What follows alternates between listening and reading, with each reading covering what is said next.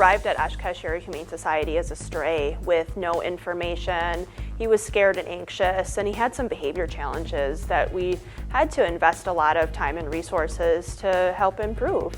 One of the issues that Beaker was having is he was using his mouth roughly, grabbing shirts, grabbing arms in his mouth, just really frustrated, amped up, really emotional in a lot of contexts. So what we started doing with Beaker was clicker training.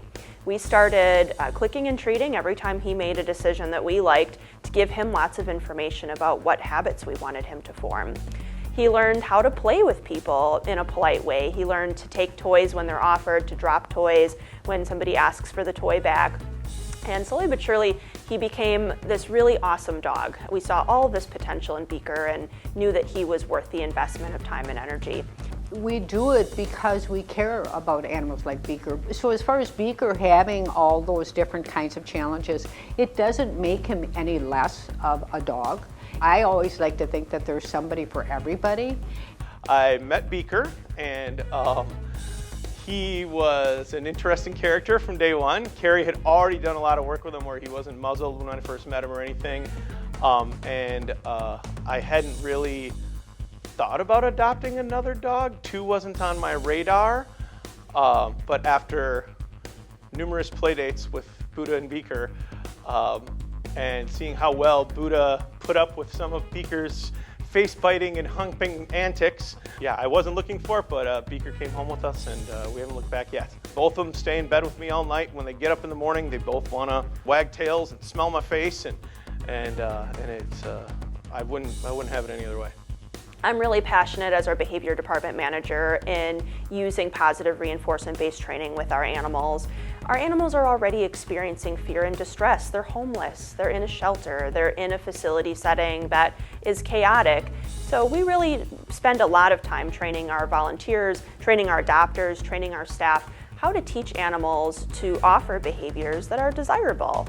And by giving the animal lots of information with clicks and treats, they become able to do these new behaviors when the owner needs them to.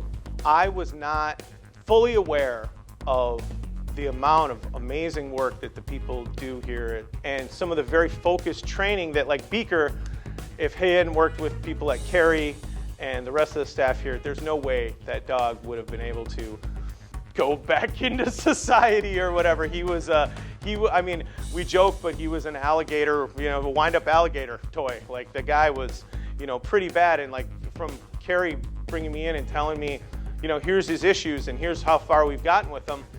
And to go from a guy who couldn't be touched, was a little monster to everybody, to getting away from his muzzle, to all the steps that they take are very planned and thought out as a team. Beaker used to launch up and grab shirts, hands, arms in his mouth when he would greet. That was his habit, that was his routine. So what we did is we taught him anytime you're within a personal space bubble of a person, you walk in within a couple feet of them, your butt should hit the ground. So he learned, even without being asked, if you're close to a person, you should offer a sit.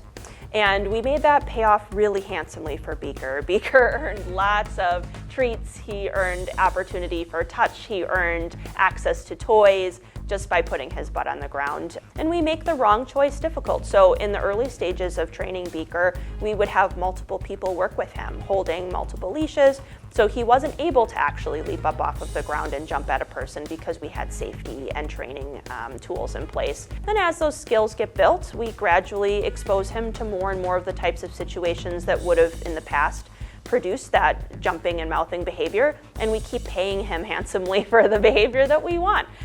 Before you know it, he doesn't even think to make that old choice. The more positive you are with the dog, firm and direct, but never cruel, never mean, always positive.